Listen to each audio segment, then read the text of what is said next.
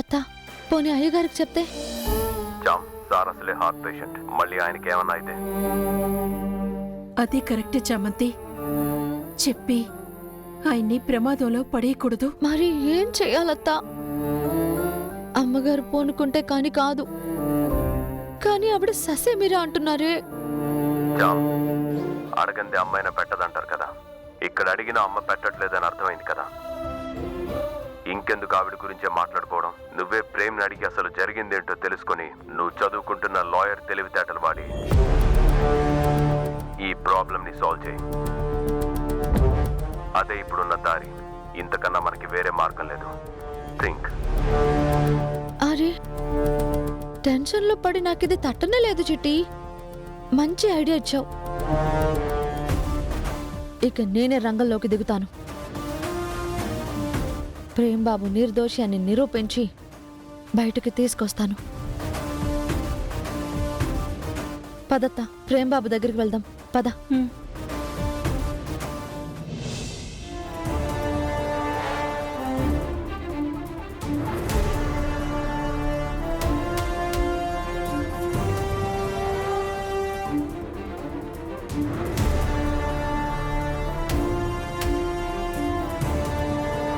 SI గారు, మీకు అసలు 3rd డిగ్రీ ప్రయోగించడానికి పర్మిషన్ ఎవరిచ్చారండి? అబ్బా మళ్ళా వచ్చేసారా? మీ ఘోరాలు ఆపితే మంచిది. ఒక అభం శుభం తెలియని అమ్మాయిని వాడెత్తుకెళ్ళింది ఘోరం కదా. ముందు మీరు మర్యాదగా మాట్లాడండి. వాడు వీడు అనకండి. ఆయనే చేశారని తేలే వరకు మీకు ఆయన అనుమానితులే కానీ దోషి కాదు. ఈ లా పాయింట్లు నా దగ్గర చెల్లవు. నేను లా చదువుతున్నాను, పాయింట్లు లాగే తీరుతాను. ఏంటమ్మా నీ గోల? ముందు బయటకెళ్ళు. వెళ్ళడానికి రాలేదు సార్, ప్రేమ్ కుమార్ గారితో మాట్లాడడానికి వచ్చాం. కుదరదుగా. ఏం జరిగిందో ఆయన నుంచే తెలుసుకోవాలి సార్. దానికి ఏ పర్మిషన్ లేదు అంటున్నాను. చూడండి సార్, నేరం మోపబడిన వాళ్లతో జరిగింది తెలుసుకోవడానికి మాకు మాట్లాడే హక్కు ఉంటుంది. ఇప్పుడు ఆ హక్కుని మీరు కాలరాయాలని చూస్తే మా లా స్టూడెంట్స్ అందరినీ పిలిచి మీ స్టేషన్ని ముట్టడి చేస్తాను, రచ్చ చేస్తాను, మొత్తం మీడియాకి ఎక్కేలా చేస్తాను.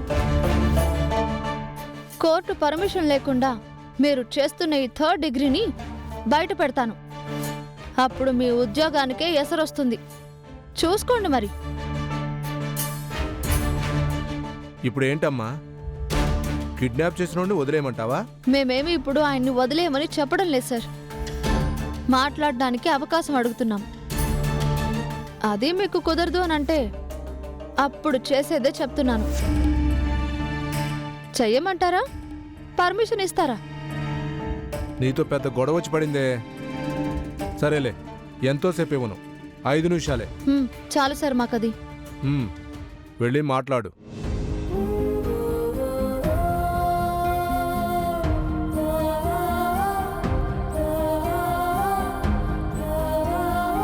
ప్రేమ్ బాబు, మీరేం బాధపడకండి, మీకు మేమున్నాం.